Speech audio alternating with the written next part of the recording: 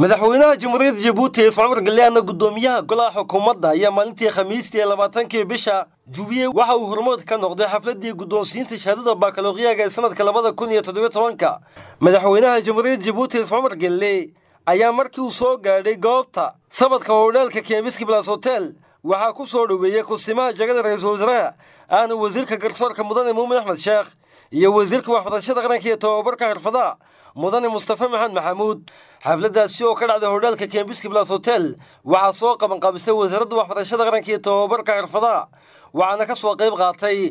mas'uuliyiinta golaha xukuumadda xildhibaanada golaha baarlamaanka Djibouti madaxda hay'adaha maamulka dawladda madaxda ciidamada kala duwan ee dalka mas'uuliyiinta wasaaradda waxbarashada oo horseed uu ka ahaa wasiirka wasaaraddaasi mudane Mustafa Maxamed Maxamuud mas'uuliyiinta dugsiyada waxbarashada sekondarka liisiyada ee magaalada madaxda Djibouti waalidada ardayda iyo ardaydii ku guuleysatay shahaadada baaga ee sanadka 2017 baccalaureate sanadka 2017 ayaa waxa loo aasteeyay oo xusuus loogu muujiyay Allah u naxariistay marxuum Fadhi Axmed Shamsan oo ahaa agaasimiha xafiiska madaxtooyada sidoo kale waxa uu ka soo shaqeeyay wasaaradda waxbarashada muddo dheer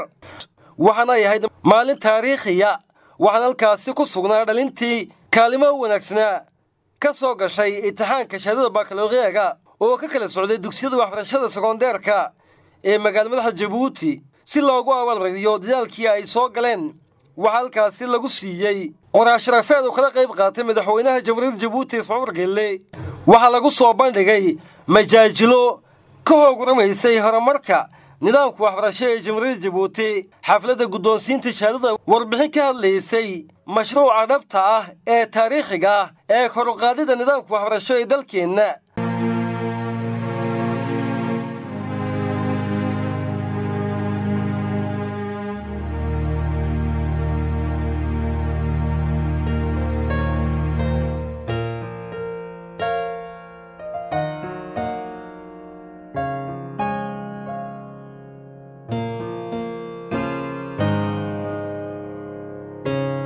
Après 40 ans d'indépendance, la République de Djibouti fait son bilan dans le domaine économique, social, environnemental, mais aussi éducatif. Les systèmes éducatifs djiboutiens se mesurent à l'aune de bacheliers qui chaque année s'accroît. Et oui, il y a une quarantaine d'années, les bacheliers nationaux se comptaient sur le doigt d'une main. En 1977, quand la République du Djibouti accédait dans le cercle des nations libres et devenait maître de son destin, elle ne possédait qu'un lycée, le lycée d'État.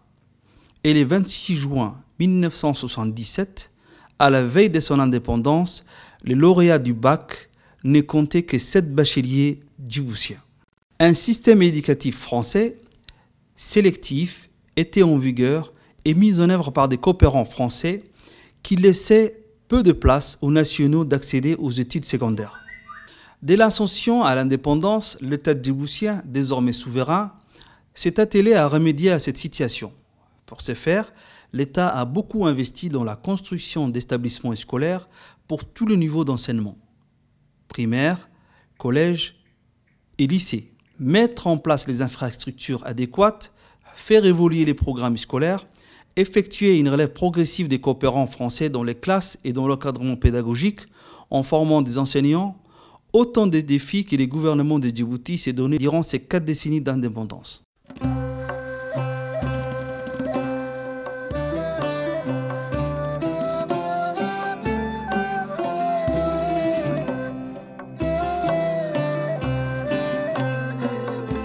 Dès l'investiture en 1999 du président Ismaaciil Margeele à la tête du pays, des réflexions sont menées pour dessiner la configuration d'une nouvelle école djiboutienne qui reflète les aspirations et les valeurs citoyennes d'une école pour tous. Cette promotion de 2017 sont justement les bénéficiaires de cette nouvelle école repensée. Aujourd'hui, Djibouti compte, rien que pour le secondaire, 12 lycées de l'enseignement général,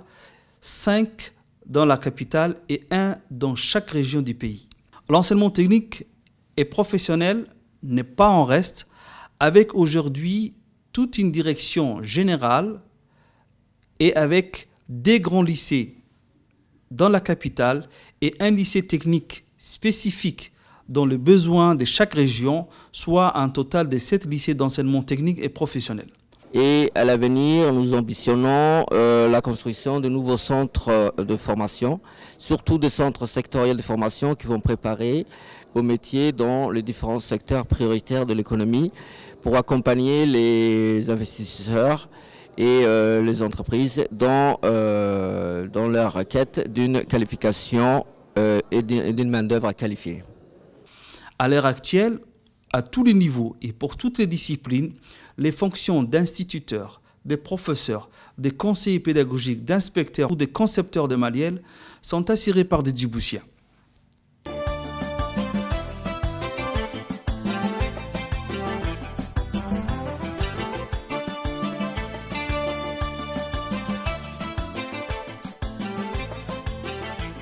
Le département de l'éducation a réalisé depuis des programmes et des manuels Made in Djibouti et acquis toutes les compétences et les savoir-faire pour gérer les examens scolaires de l'enseignement de base à l'enseignement secondaire et les baccalauréats. Le baccalauréat est une étape incontournable pour entamer des études universitaires, mais aussi gagner un peu plus d'autonomie, voire un peu plus d'indépendance, comme la République de Djibouti. Cette année, en 2017, ce fut la première fois que grâce à cette plateforme, que les candidats pouvaient retirer leur propre convocation aux examens, recevoir leur relevé de notes, consulter leur relevé de notes. Cette année, on a enregistré une meilleure année avec une augmentation du taux de réussite. Après 40 ans de l'avènement de l'indépendance en 1977, l'éducation nationale a les moyens de gérer le baccalauréat ou les autres examens, y compris une toute autonomie, une parfaite autonomie, avec ses ressources humaines, ses moyens financiers, qu'elle peut gérer les examens avec brio même, et avec professionnalisme. On peut dire aujourd'hui que le ministère de l'Éducation nationale et de la formation professionnelle a réussi son pari d'indépendance dans le domaine éditorial, mais aussi des pilotages et des gestions de son système éducatif.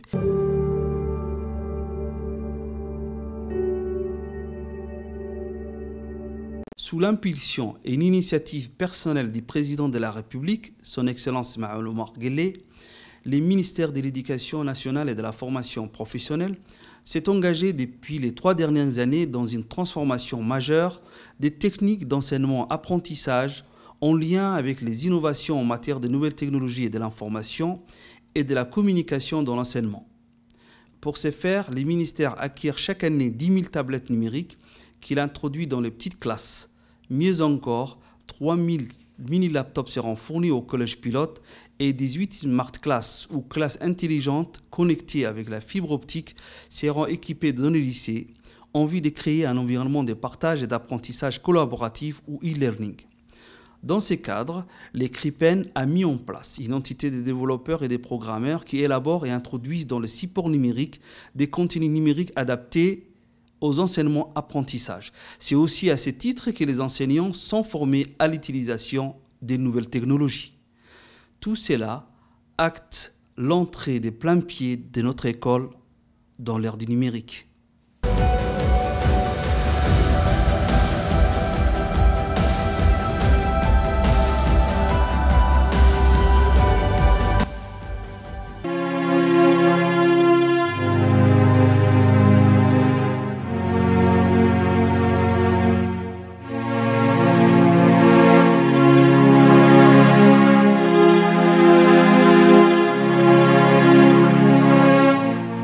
Merci d'avoir pensé à nous, nous qui avions obtenu notre bac justement à la veille de l'indépendance. C'est une date historique et cela soulève beaucoup de souvenirs et nous plonge dans l'histoire pratiquement, c'est le cas de le dire. Que durant toute notre scolarité, on se disait, quand il fallait remplir la case, par exemple, de nationalité en marqué français, mais on sentait qu'on n'était pas des Français à part entière. Parce qu'en tant que, par exemple, fille de gendarme, j'ai toujours vécu dans une caserne de la gendarmerie française, où autochtones, on nous appelait les autochtones, et français avaient 2 quartiers, toujours dans la même caserne. Donc on était pas considérés comme des citoyens vraiment français, des citoyens à part entière. Nous restions les autochtones. Vous savez, on faisait des études, mais on avait un œil sur l'indépendance. Les deux à la fois, nos actions n'étaient pas telles que beaucoup de gens ont fait. Cela n'empêche que nous avons eu quand même notre part dans cette activité et nous étions conscients que le pays va finir vers l'indépendance. C'est ce qui avait fait que nous devions réussir aussi en études pour réussir, pour que nous soyons les premiers cadres qui devions prendre la relève de la colonisation dans ce pays. Maintenant, le nombre avoisine, on avoisine facilement le nombre de 3000. C'est pour vous dire que c'est 40 années d'indépendance. Le système éducatif djiboutien a fait tout ce qu'il pouvait, en quelque sorte, pour, disons, pour améliorer un peu, pour qu'il y ait quand même beaucoup de bacheliers. Les étudiants sont partout. Il y a des bacheliers qui viennent du secteur privé. Il y a aussi des bacheliers en arabe. Je vais donner l'exemple de la médecine. Donc avec l'école de médecine, maintenant qu'on prend chaque fois une quarantaine de personnes, je crois qu'on sera obligé par exporter même nos médecins à l'extérieur. Maintenant, je trouve que les jeunes de maintenant ont énormément plus de chances que les jeunes de l'époque. Parce que vu leur nombre, ça veut dire qu'ils ont la possibilité, ils ont cette chance de pouvoir continuer leurs études. Il y a beaucoup d'investissements dans le pays. Le gouvernement a mis le paquet, particulièrement dans le domaine de l'éducation. C'est vrai, pour assurer l'avenir d'un pays, il faut des cerveaux. Voir aujourd'hui mes enfants, mes anciens élèves réussir et occuper des postes à grande responsabilité dans tous les domaines. Sans oublier, bien entendu, mon cher et actuel ministre de l'Éducation, Moustapha Mohamed Mahmoud, qui était parmi les bons élèves de sa génération. Et bien d'autres encore. La liste est longue. Et je pense que cet état d'esprit anime aussi les étudiants de 2017, puisque c'est l'envol vers la liberté, c'est couper le cordon ombilical avec la famille, c'est avoir la chance d'accéder à des études universitaires et de connaître l'inconnu, de se lancer des défis et de se dire nous allons construire notre avenir, mais dans un but bien précis, revenir, aider ce pays qui nous a tout donné. Bon, maintenant je vous parle en tant que père. J'ai eu 6 enfants. Grâce à Dieu, tous mes enfants ont été bacheliers. Et même la plupart ont eu des mentions. En tant qu'enseignant, c'est ça peut-être qui m'a aidé à que mes enfants réussissent. Je ne regrette rien parce que j'ai resté dans l'enseignement. Tout le long de ma carrière, j'ai essayé toujours de travailler pour le pays. On voit les résultats de l'indépendance. On voit, c'est visible, ce n'est un secret pour personne. Rien que dans l'éducation nationale, comme vous le dites, nous étions 7 bacheliers. Il y a 10 ans, lors d'une cérémonie au 30e anniversaire, il y avait 1500 bacheliers. Je pense qu'aujourd'hui, je ne sais pas le chiffre encore, mais il doit y avoir 3000 bacheliers. C'est pour vous dire que les résultats de l'indépendance sont visibles. Ceux qui ne veulent pas voir ne verront pas, mais ceux qui veulent voir la vérité, c'est que dans ce pays, l'indépendance, pour laquelle beaucoup de gens sont morts, il faut y penser à cela, a donné les résultats que nous voyons aujourd'hui. Vous avez eu le bac cette année, mais ce n'est pas l'effort. Vous devez quand même encore fournir beaucoup d'efforts encore. Je crois que vous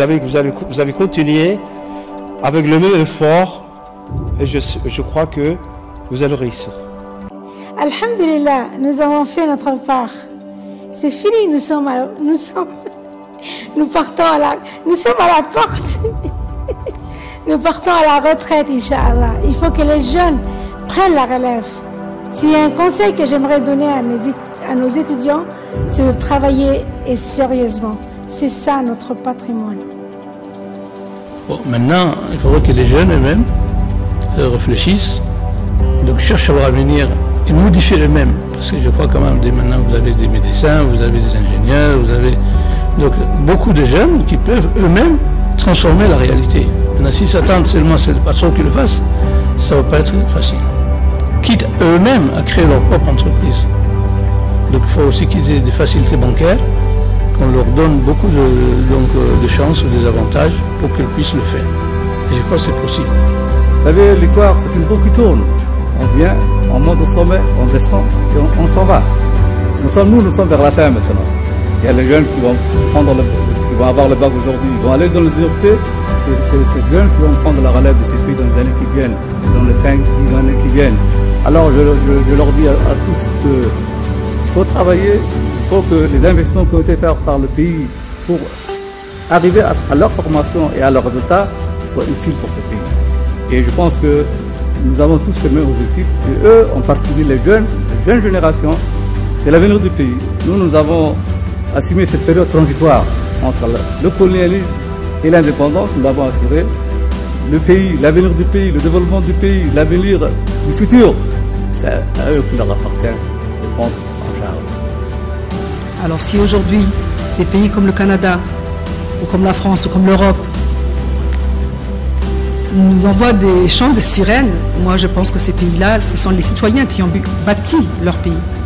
avec la force de leurs poignets, avec la force de leurs mains, avec la sueur de leur front. Et je dirais à nos jeunes de penser à ça, d'avoir un esprit d'abnégation, d'avoir le sens du sacrifice, parce que tout n'est pas facile, mais c'est notre pays. Et on n'en a qu'un, le défendre, le construire, le bâtir, l'améliorer.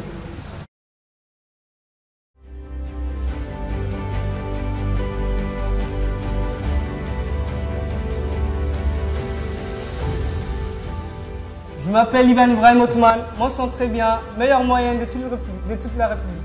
Moi, c'est Oussama Farhan Jama, moi je sens très bien, deuxième meilleur bachelier 2017. Les deux premiers, c'est nous, et du lycée de Balbala s'il vous plaît. Et oui, de Balbala. De Balbala. De Balbala cette année, nous avons raflé la mise. Oui, cette année, les Césars, l'Oscar, la Balme et les chez nous. Avec un total de 7 mentions très bien, c'est clair, nous sommes les meilleurs. C'est quand même moi le meilleur. Ce n'est qu'une question de temps, à l'université, crois-moi, je te bats. Oui, nous sommes amis et toujours en compétition, c'est le secret de notre réussite. C'est au nom de tous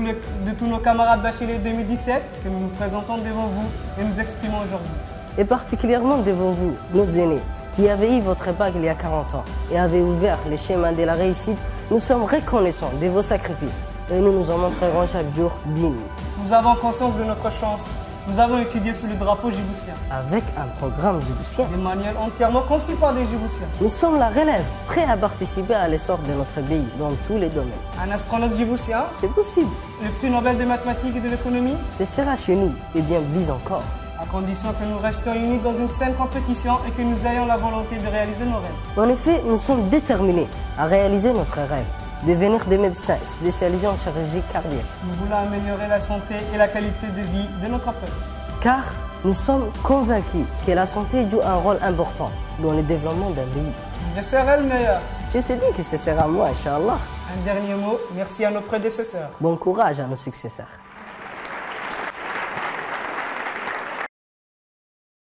dadkii maray imtixaamka shahaadada bakalooqiyaga sanadkii 1977 ayaa waxaa tiradooda ay dhaneed 7 qof maanta oo dalkeen ugu dalbaadegay xuska saaguraha afartanaad kadib waxaa shahaadadaasi ku guulaystay tiradan 3500 oo arday oo reer Jabuutiya sanadkan 2017 tiradaasi ayaa waxay muujinaysaa dadaalka ay xukuumadda Jabuuti ay ugu jirto xoojinta tayanta waxbarasho ee dalkeena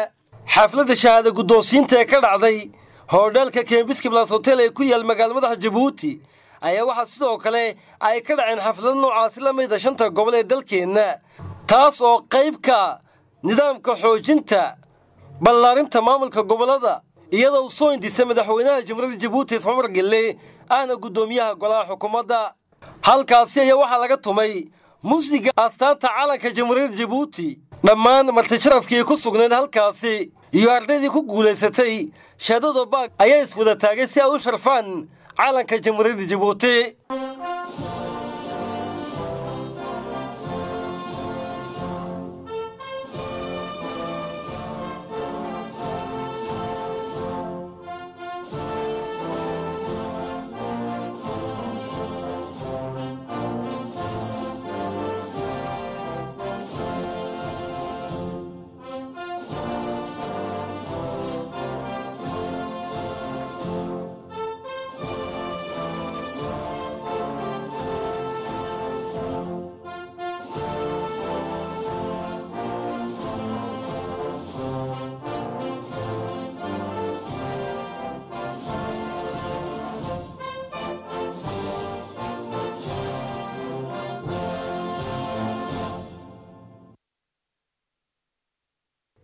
munaasabadaasi guddoonsiinta shahaadada baaga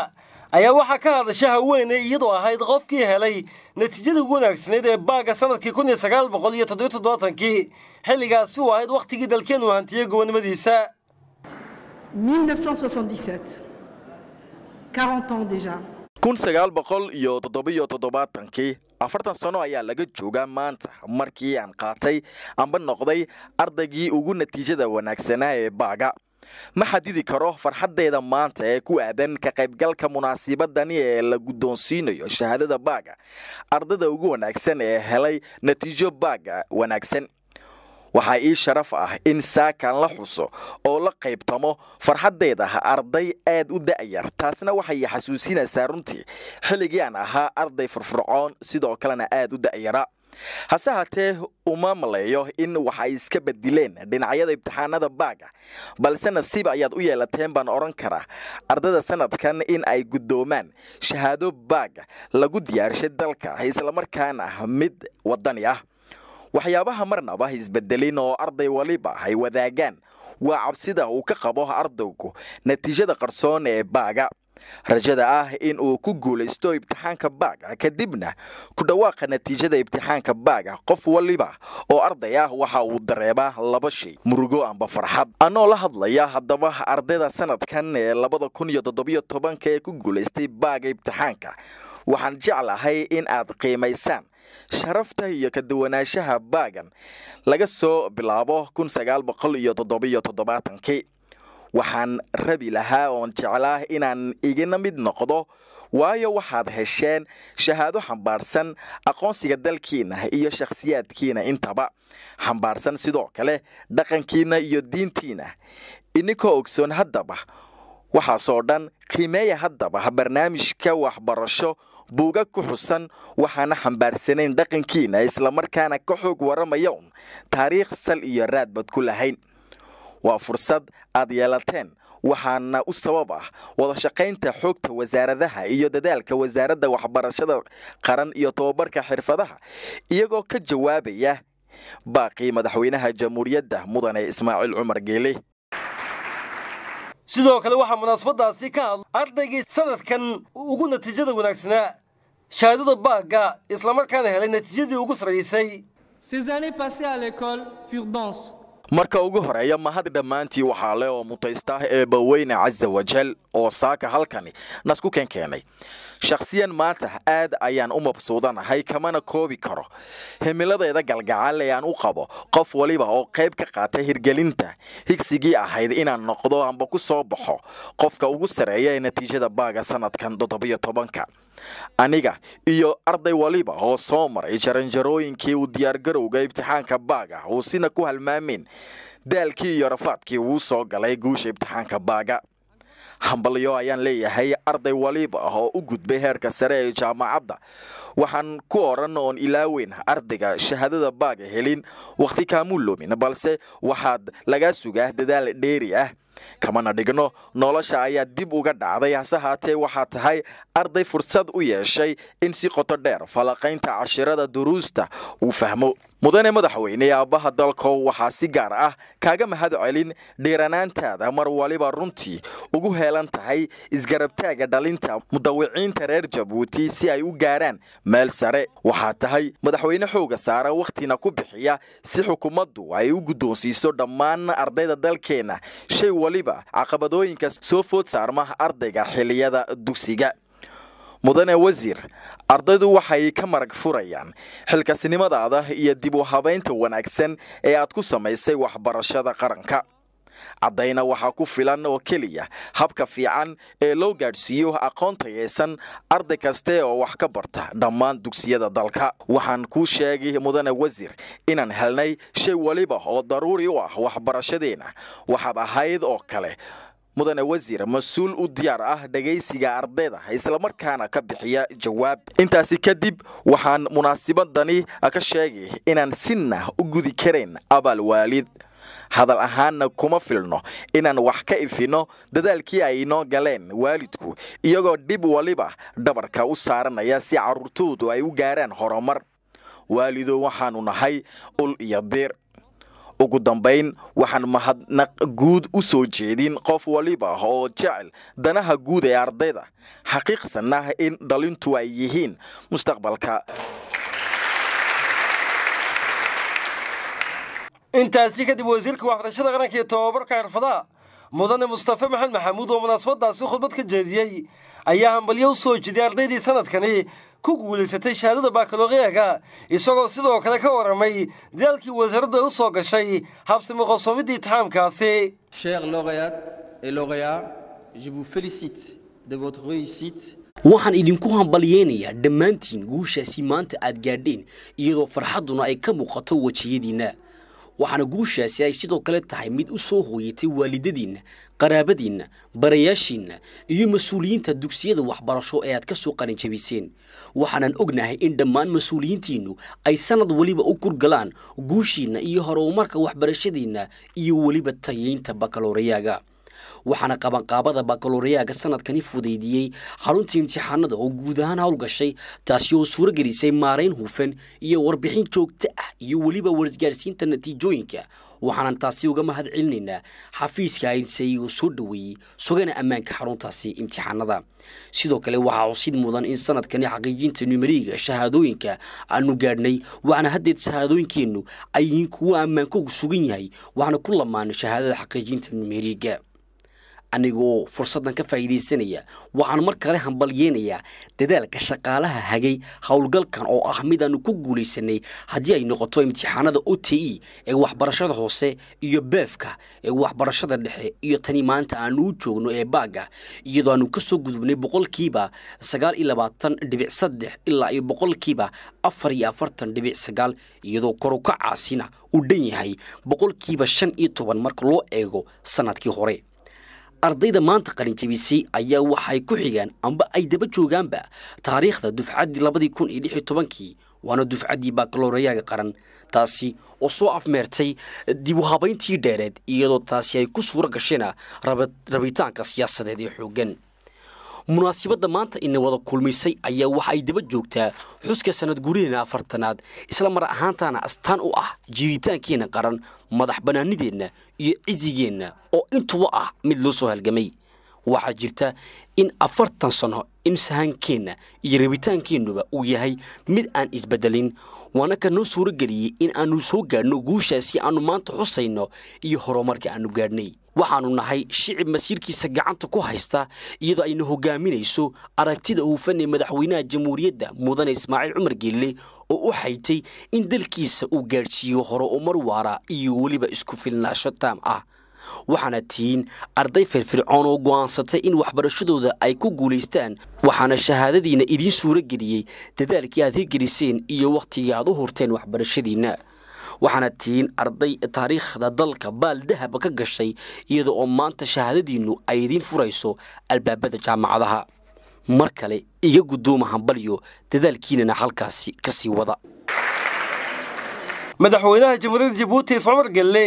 oo khudbad ka jeediyay munaasabadii guddoonsiinta shahaadooyinka baccalaureate sanadka 2017 ayaa hambaliyay ardaydii heshay shahaadada baaga. بسم الله الرحمن الرحيم الحمد لله بسم الله الرحمن الرحيم والصلاة والسلام على رسوله الأمين سيدنا وحبيبنا محمد صلى الله عليه وسلم. Honorables invités, mesdames et messieurs, السلام عليكم ورحمة الله تعالى وبركاته. xafladani qalin jabinta dhalinyarada hanatay shahaadada baaga ee 2017 oo ah munaasabad sanadkani waxay noo leedahay ahmiyad gaar ah waayo waxa dufcadani loogu magac daray oo aynu ku xusuusanaynaa marxuum Fadxi Axmed Shamsaan oo qaranka si xagar la'aaneed ugu soo shaqeeyay gaar ahaan waxbarashada qaranka oo waqtigiisa idil ahaan uu u horay waxtarka waxbarasho ee qaranka waxaana eebbe uga baryayaa inuu u waasiciyo naxariistiisa janno. dufcadda sanadkani qalin jabisay waxay ku soo beegantay xuska 40 sano guurada gobonimada qaranka. sidaasi awgeed waxaad noqonaysaan kuwa gala taariikhda dalka ee hore u dhiga qaranka. waxaan jeclahay inaan idin hambaliyeeyo dhammaantiin oo aan hambaliyeeyo waalidadiina iyo barayaashiina intaba. shahaadadani waxay tusaaleynaysaa dadaalkii ballaadhnaa ee waxbarashadiina aad u soo gasheen oo ku koobnayn oo keliya sanadkan balse ay tahay waxbarashadiinni oo dhan ilaa iyo dugsi gelitaankiinnii hore waxaana shahaadadani idiin suuro gelinaysaa sidoo kale in aad si wanaagsan u guda gashaan in aad heer jaamacadeed himiladiinna waxbarasho ku xaqiijisaan waxaana isu diyaarisaan gelitaanka jaamacadeed taas oo ah farxad aad la wadaagaysaan qoysaskiinna iyo qaraabadiinna marweyn iyo mudanayaal waxaad ii ogolaataan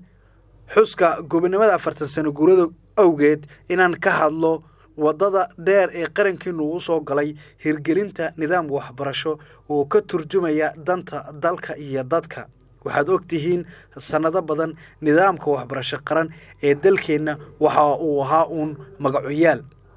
dugsiga hoose ilaa iyo dugsiga liiseega manhajka waxbarasho ee dalka waxa uu ahaa mid aan ku haboonayn oo inaba ka turjumayn xaqiiqada dhaqan-dhaqaale bulsho ee dalka waxa uu ahaa mid kooban oo aqoonta uu xambaarsan yahay u ogolayn bulshada oo dhan hase yeeshee in yar ku koobnaa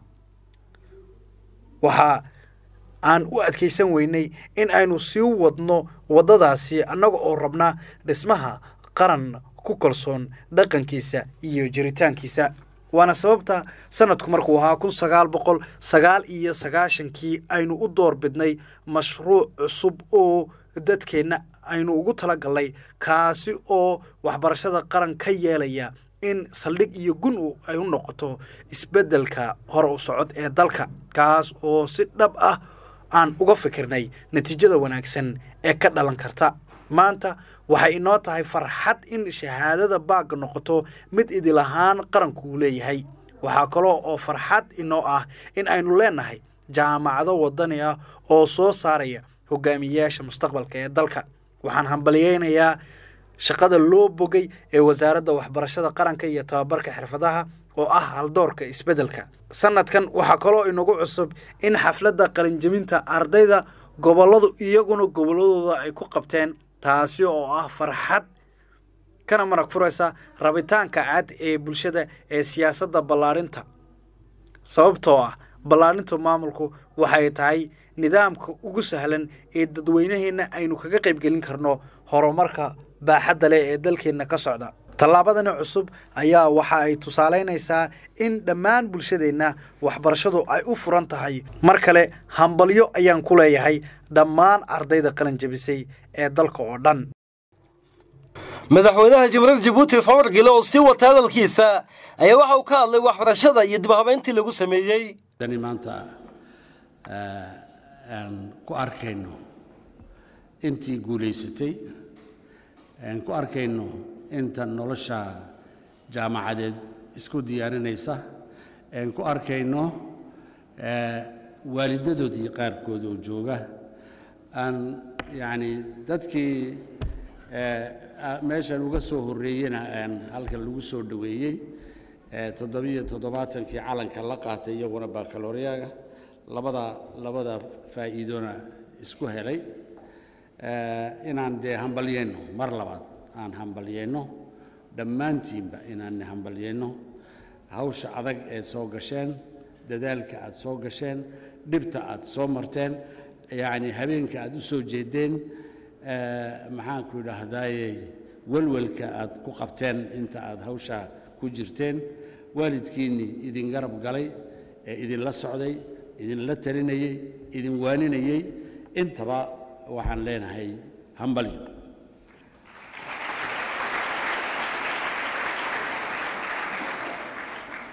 waxaan dee aan ku daraynaana waxa weeyaan in aad noloshii maanta ayay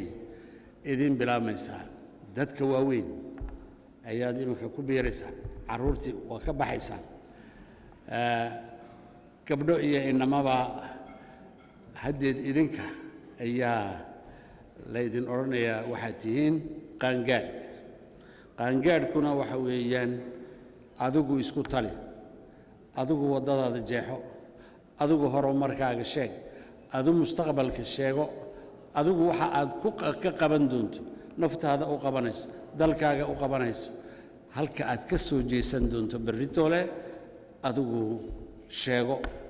u dadaal sidaad intaa aad soo socotay iminka aad u dadaashay intaa in la eg ayaa hadhay laakiin ka fududaanaya maxaa yeelay waxa ay noqon doontaa arrin adigu aad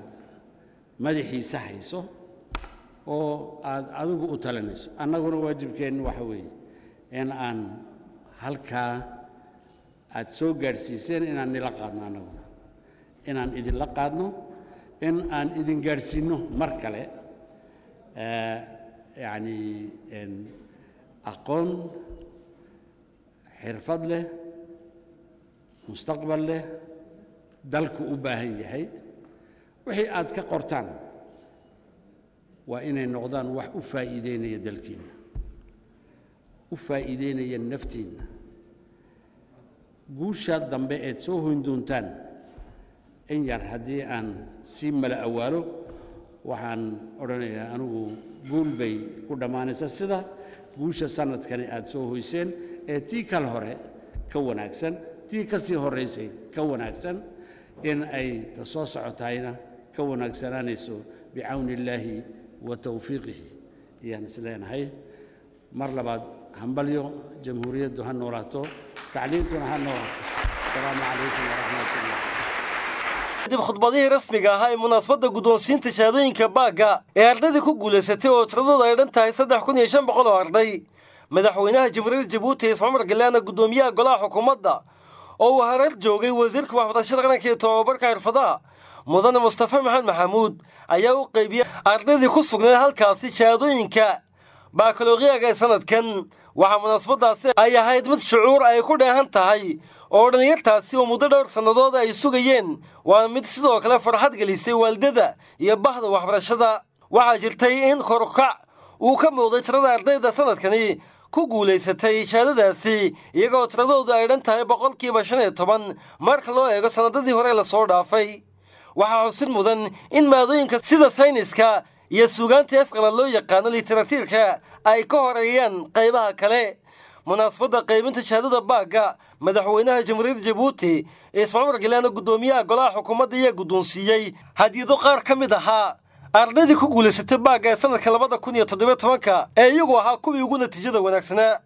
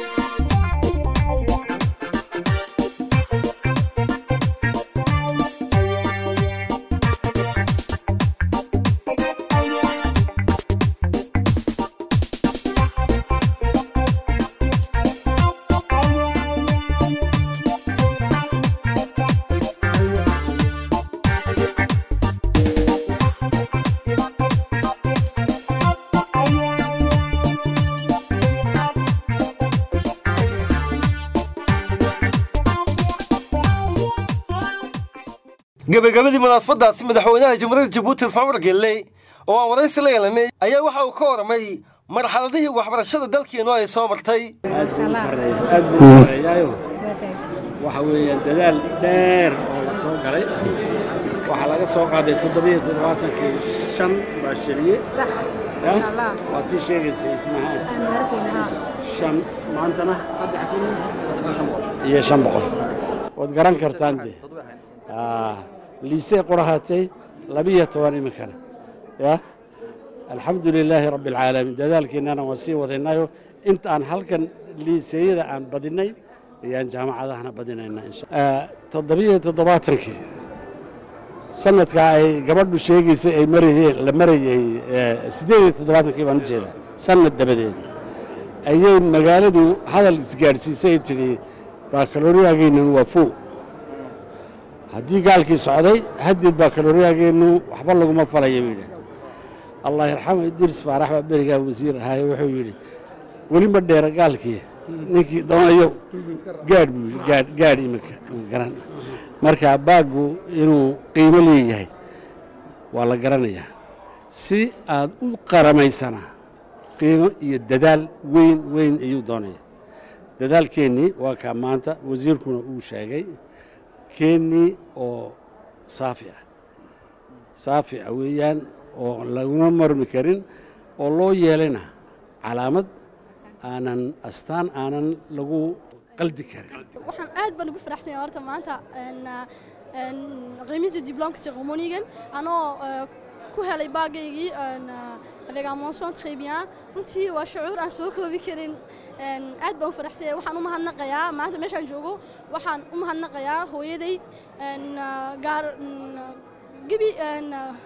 waalidkayga oo dhan faamigayga aan ku qaashmoogooga daraadood baan xakaa ku joogaa runtii aad baan u faraxsan yahay waxaan habalyo ka leeyahay tous les bacheliers kuwa l'année prochaine échoué les ajournées waxaan ka leeyahay bonne chance pour l'année prochaine bacheliers sanada baan nahay on sent très bien keentay ma sha Allah alhamdulillah ilaahay horta mahadnaqaynaa اسمع هاي إلى بان مهنقينا تكسكو والدينتنا صاغر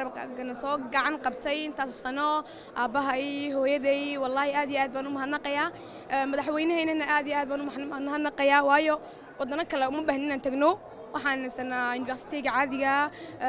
ميدسين بهاي سنة وربنينا كبرنا انجينيري بهاي سنة ما شاء الله والله معلمين تدي آدي آد بانو فرحي وأنا مهنقيا ستاني جيد ما يقف حسن عبد قلبه كمذا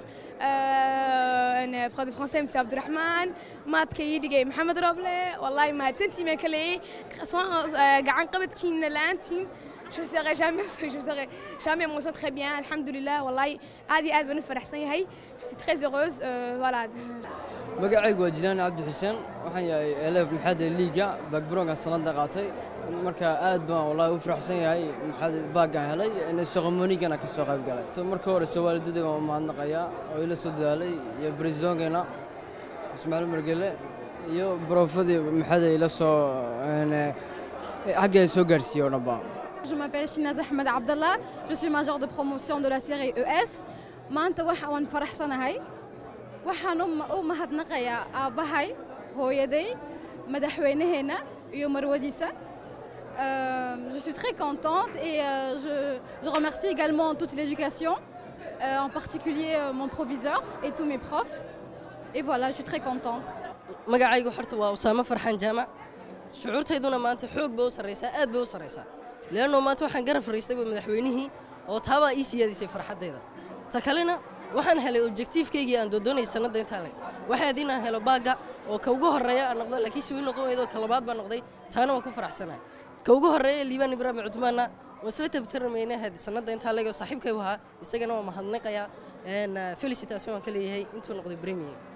يا عاد كم هذا اللي سافر كل جيم الوالد هذا ما توحن كم هذا علنا هل كان والدتي حرتها لأنه والدتي ويقرب جوجي سنة دينتها لك يجي أنكوراجيني إن تجي سكولك أو أنا وحبرشة إذا أن زيادة أو أنا هير جارو وحن مهدناقة يا وكله معلمين تيدي سنة دا معلمين تيدي واحد هاي سبيسيال لأنه يجا ويقرب جوجي مركي كسته كرسي كمية فريسنين ويدل جوجن ما كيكستو 10 كيجي يلودين يجنوا مهنقيا أعوذ بالله من الشيطان الرجيم بسم الله الرحمن الرحيم هذا عايد وحوي شاعر محمد دبد وحن كسر عدالي سيدي قباض وحن هاي سيري عندك تو حوي سيري اسمع دكتور ما تحل فد ما كسر قبلنا وخميس دبلوم كي باكالوريا 2017 مركا وحي شعور سيد ما تحوق وفرحتها هاي إنك سواء باقي ما تهلي inkastoo maanta baagii ardayda intoodu badan heshay afooyintii xaggii faatinafkaan maanta kaaqontkaadaan gaarnay kaaqontkaad kuqsan aad iyo aad baan u faraxsanahay shucuurteenu aniga walaalahayo ku dhammaan xaan ka soo qaybnay madaxweynaha Jabuutina ka soo qayb galay Ismaaciil Umar Geele oo hambalyeynaya isadiyo premier minister iyo minister de l'éducation Mustafa kulli waan walaha hambalyeynaya maca waalidadeena maca walaalahay kulli maca macallimiintina la qayb galay salaamu alaykum wa rahmatullahi wa barakaatuh waxa weeyaan inanteedu waxay ka dhigataa lycée d'état de Djibouti ayay ka dhigataa waxay noqotay 6e de la République de Djibouti maanta shucuurteeda ma koobi karayo waa curadaydi weeyaan ma sha Allah waan ku tabcay in heerkan doonayno way soo gaadhay alxamdulillah in waalidkuna inta ay ka waalidiinta dambe hadhana ubadadooda inta ay soo gaarsiiyaan ma jecelahay anoo inkastoo wasaaradda tacliinta ku jiro anigu wasaaradda tacliinta ka shaqeeya waalidka daba socdon baa ilmahana horumar gaadha waalidka waxaan ku waaninayaa inay horumar iyo dadaal ay la yimaadaan ee ubadkooga daba socdaan markaa saasaan ku tirtirgelinayaa alxamdulilah waan ku faraxsanahay halkay inantaydu soo gaadhay maasha allah walaalkay shucuurtayda haddeed weydiisay maanta ma soo koobi karayo waxaan kuugu qiyaasaba ma garanayo madax ilaa mijino farxad baa i qarisay aad baan u faraxsanahay ilaahay baan ku mahadinayaa ilaahay baan ku mahadinayaa boqolkiiba boqol waxaan ku mahadinayaa boolitiga wanaagsan ee uu madaxweynaheenu ka hogaaminayo waddanka gaar ahaan xagga waxbarashada waxaan kaloo mahad celinayaa wasiirka waxbarashada iyo macallimiintii la soo dadaalay wiilkayga ayaa iskale fadliga intaa leeg ilaahay mahadi baan leeyahay farxaddaydu maanta ma soo koobi karayo dee wadiga arkayo inankaygu maanta yacni sharaf wuxuu garab fadhiistay madaxweynihii dalka wuxuu ahaa qofka labaad aad baan u faraxsanahay anuu ka faa'iidaysanaya fursaddan aad isiiseen waxaan jecelahay inaan la hadlo anigoo ula hadlaya sidii waalidnimo sidii aabanimo dhallinyartii ay iskoladka ahaayeen inankayga waxaan leeyahay kii helayna waa sharaf waa fadli ilaahay mabruuk baan leeyahay kii waayena waxaan leeyahay waxay ku tahay experience waad heli karaysaa haniyad jabin dadaalkaaga libilaab mahmaha Soomaali baa tidhaahdaa nin dadaalayay xaaji Cabbaas uu gaari karaa sii dadaali karaana uba dhaafi karaa fariin kale waxaan jecelahay inaanu diro waalidada waxaan leeyahay walaalayaal ilaahay wuxuu yidhi walaqad karramnaa bani aadama qof kasta oo dhasha oo bani aadan yihi